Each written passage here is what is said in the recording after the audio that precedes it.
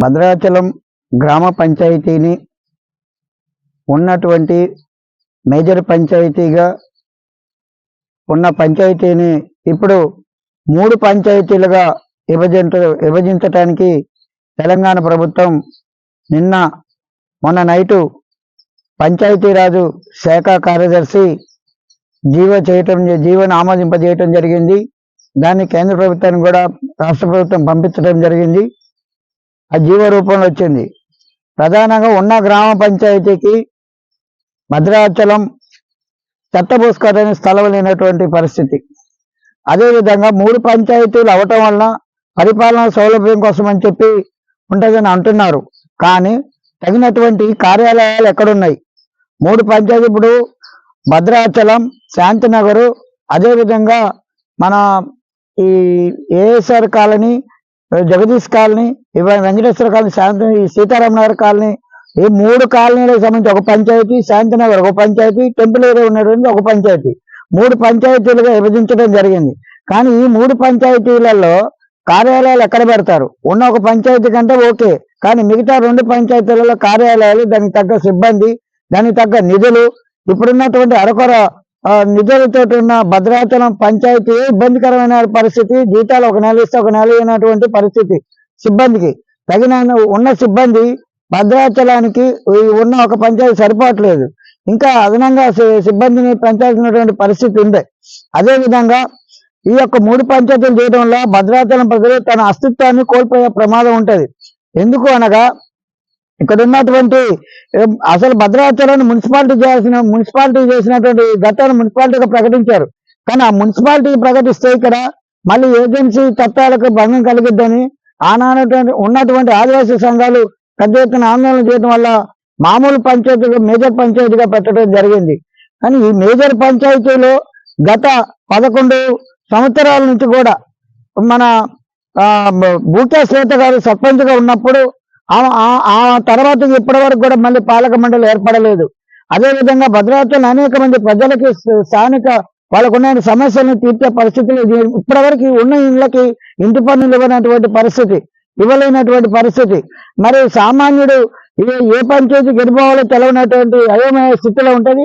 ముందు భద్రాచలం డివిజన్కి, భద్రాచలం మండలానికి ఆనుకొని ఉన్నటువంటి 5 పంచాయతీలను కన్నాయగూడెం, పురుషోత్తపట్నం, అదేవిధంగా ఎటపాక, గుండాల ఈ అన్నటువంటి పంచాయతీలన్నిటిని కూడా ఈ యొక్క భద్రాచలం మండలానికి ఆనుకొని ఉండే విధంగా ఈ 5 పంచాయతీలను కలిపే విధంగా చేయండి అని అడిగితే ఉన్న 4 మందేస్తే కొండ 4 ఊడిపోయినట్టు ఈ 3 మళ్ళీ భద్రాచలం 3 పంచాయతీలు అనేది ఈ పెద్ద పంచాయతీలు లొల్లి పెట్టారు. మరి ఈ విధంగా ఇన్ని రకాలైనటువంటి లాభాలు ఉన్నాయి, నష్టాలు ఉన్నాయి. చాలా మంది ఎంపీటీసీలు అయ్యే అవకాశాలు ఉంటాయి.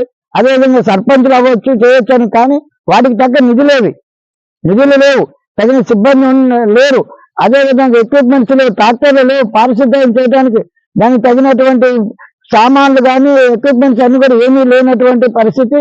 మరి ఆ పరిపాలన అనేది కుంటుపడితే తప్ప అభివృద్ధి చెందదు. కావాలని ఏదో 3 పంచాయతీలు చేసి చేయి దులుపుకునే పరిస్థితి.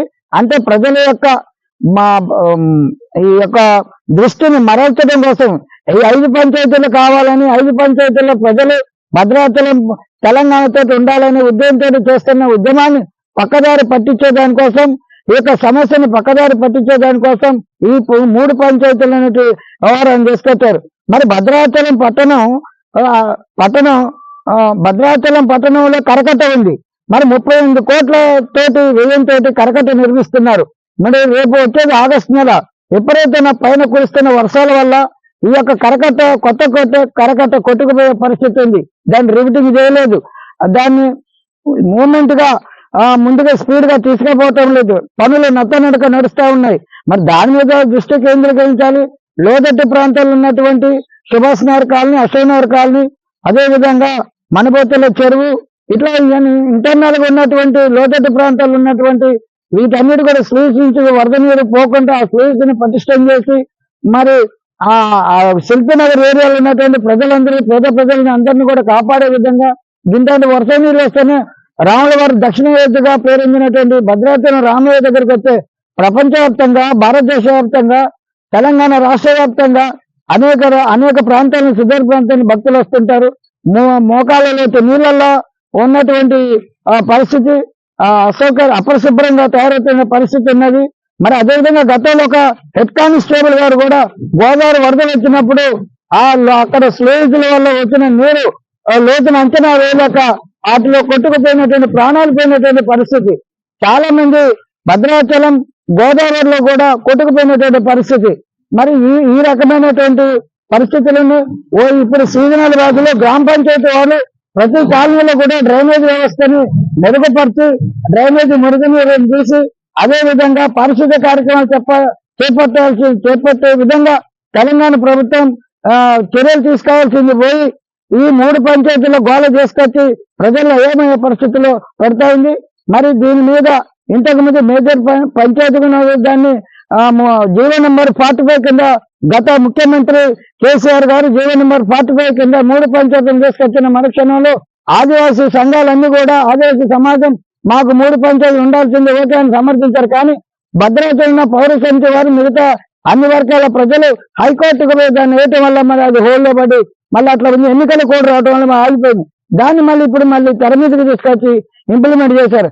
అసలు తెలంగాణలో ఉన్నటువంటి 7 మండలాలను ఆంధ్రలో కలుపుకొని అదేవిధంగా ఆర్డినెన్స్ లో లేనటువంటి 5 పంచాయతీలను కలుపుకొని ఆనాడు వెంకయ్య నాయుడు గారు కేంద్రంలో కేంద్ర ప్రభుత్వంలో జీవోజీ పార్లమెంట్ లో ఆర్డినెన్స్ చేపించేసేసి దాన్ని చంద్రబాబు నాయుడు గారు ముఖ్యమంత్రిగా ప్రమాణ స్వీకారం చేయబోయే ముందు దాన్ని కలిపినటువంటి అవకాశం జరిగింది. అది స్వయం చంద్రబాబు నాయుడు గారే ఒప్పుకోవడం జరిగింది. మరి ఈ రోజున సరే 2 ముఖ్యమంత్రులు కూర్చున్నారు, మాట్లాడారు.